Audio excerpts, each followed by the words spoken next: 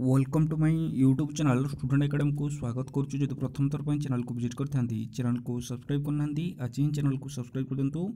यही latest update सर्वप्रथम Piper video जो भल लगी है लाइक करदे सहित शेयर भी करदे पाखे बेल आइकन को दबे ऑल नोटिफिकेशन ऑन करदे जहाँफल समस्त नुआ नुआ अपडेट सर्वप्रथम पाइपर। देखो पेंशन हो कि अवसर राशि हो एजाएँ अवसर नहीं सारा पर एजावत मिलूना जहाँकि दौड़ी दौड़ी नयांत पेंशन कि अवसरकालीन प्रोत्साहन राशि मिलूना। सरकार जो रही मनमुखी अभियान से आपंकर चलुचे जो मैंने पेंशन पाइबा कथा कि अवसर राशि पाइबा कथा से आज पर्यंत मिलला ना से बहुत थर ऑफिस को दौड़ी दौड़ी नयांत हेले कि आज पर्यंत मिलूनी।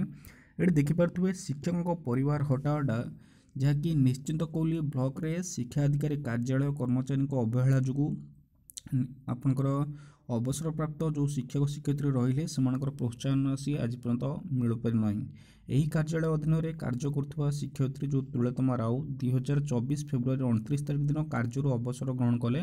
2024 से अवसर नेले शिक्षयित्री 2022 मार्च मास 30 वर्षिया एमपीएससी पाइबार थिला हेले विभाग कर्मचारी टालटुल नीति जो अवसर ग्रहण कर 5 मास पर ऑफिस तरफ जिला शिक्षाधिकारी निकट को एमपीएसपी जो मंजूरी होगापाई पठा जाइए कहुच्छे से कहले कि 5 मास पूर्व एमपीएससी पठा जाइए वर्ष को 2 थर जुलाई और जनवरी 10, 20, 30 वर्षिया एमपीएससी जो मंजूर कर नियम रही मात्र विभाग स्तर में एप्रति कई दृष्टि देउन अभियोग होती।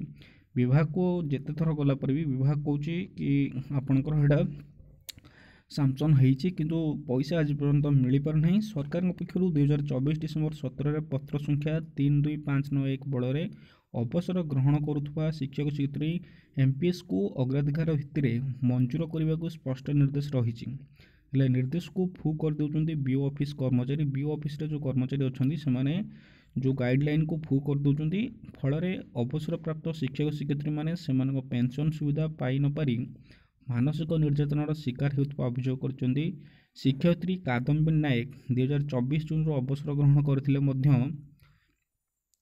एपर्यंत पूर्ण पेंशन पाई पारना से 2024 अवसर ग्रहण कर पूर्ण पेंशन मिलूना। इतिमध्य मृत्यु हो गलानी।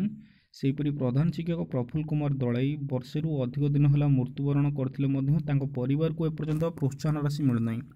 जी कि प्रफुल्ल कुमार दलाई से वर्षे अधिक दिन है मले कि प्रोत्साहन राशि मिलूना क्या एमपीएससी पैसा मिलूना। यही ब्लॉक रे 3-4 जन शिक्षकों सेवा पुस्तिका एमपीएससी मंजूर पर जाइथिले बेले सेमाने अवसरकालीन प्रोत्साहन राशि एपर्यंत पाई पारि नथिबा अभियोग करछन्ती।